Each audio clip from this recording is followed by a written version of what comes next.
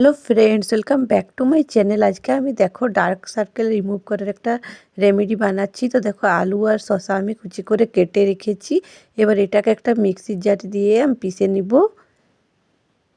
এরকম করে পিষে নিয়েছি। দেখো এবার এটার থেকে একটা ছাঁকনির সাহায্যে আমি জুসটাকে বের করে নিব একটা বাটিতে। এই জুসটাকে আমি একটা বাটিতে দেখো নিয়ে নিয়েছি। এতে এবার আমি অ্যাড করে দেব হাফ চামচের মতো কফি পাউডার। এটাকে ভালো করে মিক্স করে নিব। এবার দিয়ে দেবো এতে আমি একটু মধুটা দিয়েও ভালো করে একটু মিক্স করে নিতে হবে।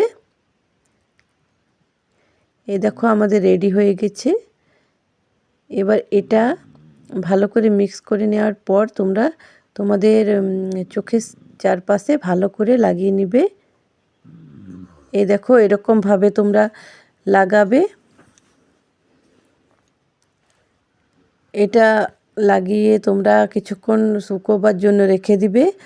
আর এই দেখো হালকা হালকা শুকিয়ে গেলে একটা ভিজে তাওয়াল দিয়ে এরকমভাবে মুছে দিবে। এটা তোমরা নিয়মিতভাবে কিছুদিন ব্যবহার করে দেখবে। একদিনেই কিন্তু ঠিক হবে না, এটা কিছুদিন নিয়মিত ব্যবহার করতে হবে তোমরাকে। দেখবে আস্তে আস্তে চোখের নিচে যে আমাদের কালি পড়ে যায় সেগুলো সব আস্তে আস্তে উঠে যাবে। তো এটা তোমরা ঘরে ট্রাই করে দেখবে আর আমাকে জানাবে তোমাদের কেমন লেগেছে আজকের ভিডিওটা।